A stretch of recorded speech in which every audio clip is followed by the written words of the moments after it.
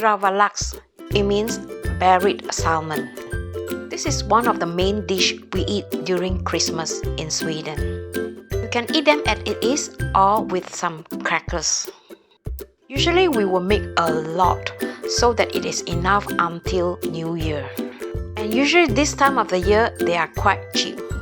So if you are a salmon person, this is the best time to buy it.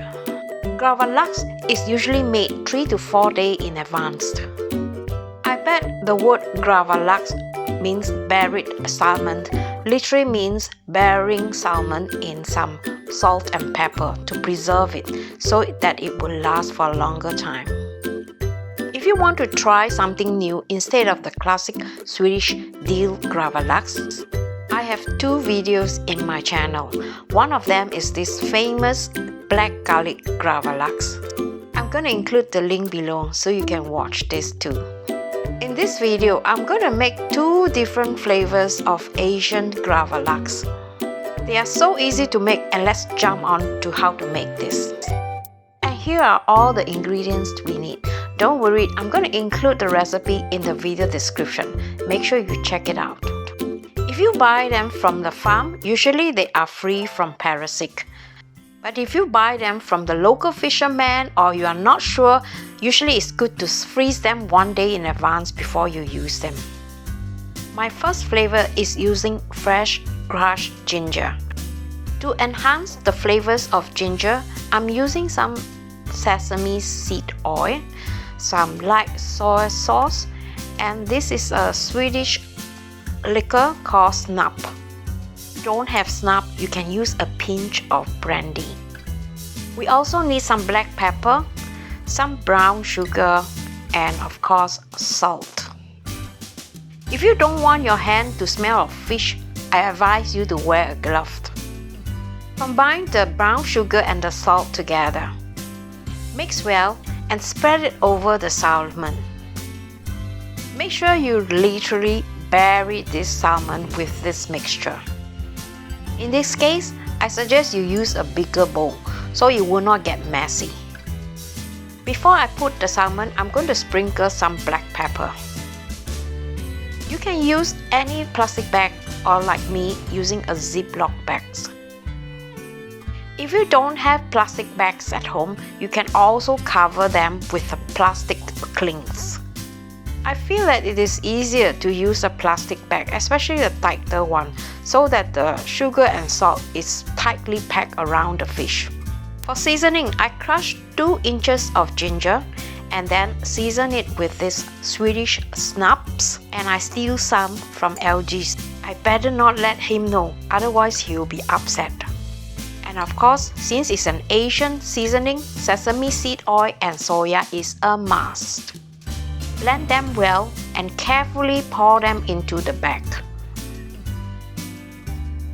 I always find it's easier to use a bag because later you can massage it. Now I'm just going to spread the seasoning evenly so that it reaches all corners. So ginger one is done, let's do the wasabi flavors. And here are the ingredients we need. Again, the recipe is below, go check it out. If you found any bone in the fish, this is the time to pull it out. To season, I'm going to use some sesame seed oil, some sake, and also some light soy sauce. If you don't have sake at home, you can also use rice wine. To bury the salmon, we need some salt and sugar, and also some wasabi. These are ready-made one. If you have fresh one, will work too. And some black pepper. Pretty easy, right? If you can't find this at the Asian store, I'm going to include the link below so you can order them online. Spread the wasabi generously using a butter knife on the salmon. I always find that wasabi and salmon are perfect match, like husband and wife. They cannot be without each other.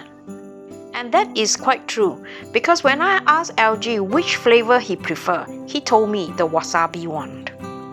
Time to sprinkle the black pepper But this time I do it slightly different. Instead of mixing the sugar and the salt together, I'm going to put the sugar first, because I actually prefer a sweeter salmon than a salty salmon.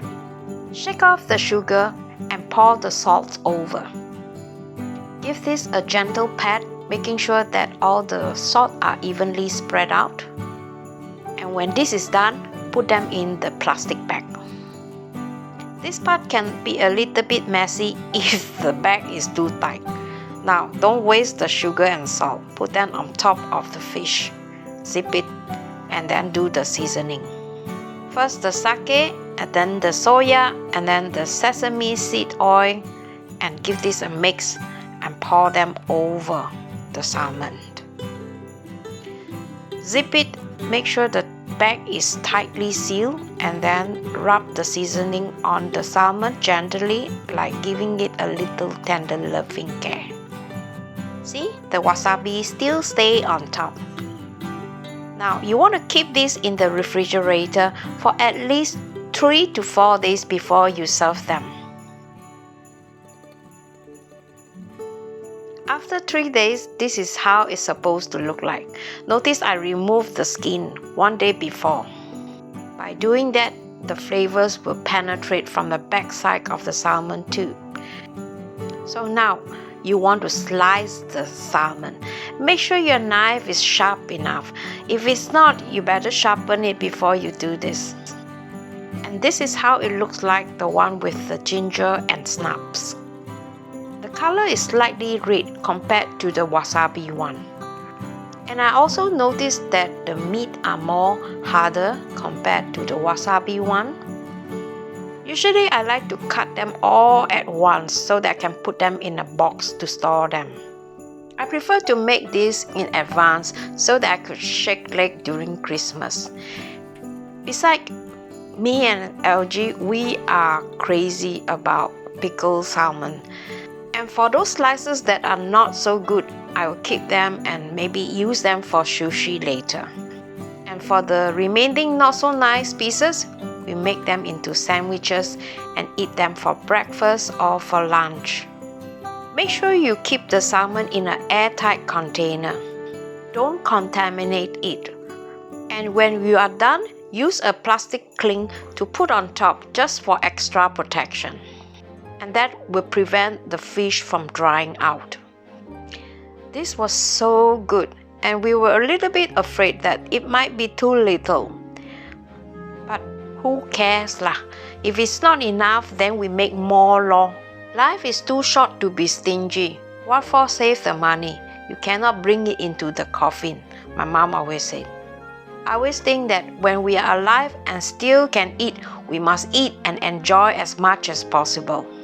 I put those not so pretty on the egg and eat that for breakfast. And some other not so pretty, I'm planning to make a sushi. If you want to do the same, why not check out this video where I teach you how to make fried crispy salmon sushi. The link to this video is at the video description. After spending 23 years of Christmas here, I noticed Sweden is a king of the shake leg country. Take for example, Christmas food are often done a few days in advance, so we don't have to work like crazy on a Christmas Eve. Swedish people always want to have a peaceful, relaxing Christmas where quality time is more important than the food. I hope to do a video on our Christmas Eve so you know how it is like to celebrate Christmas here in North Sweden. Wow, 好死了. Outside is snowing leh. Better go out and take picture before it turns dark. I just hope that the snow will remain so that we could have a really white Christmas. If you are looking for more Asian influence recipe, I have a playlist for you. Go and check it out. Subscribe if you are new here so you get this VIP treatment with notifications from YouTube. And don't forget to check out my other playlists which you might find interesting. I have so many videos you can watch over the holidays, and I hope you do that. Meantime, stay safe and I'll see you. Bye.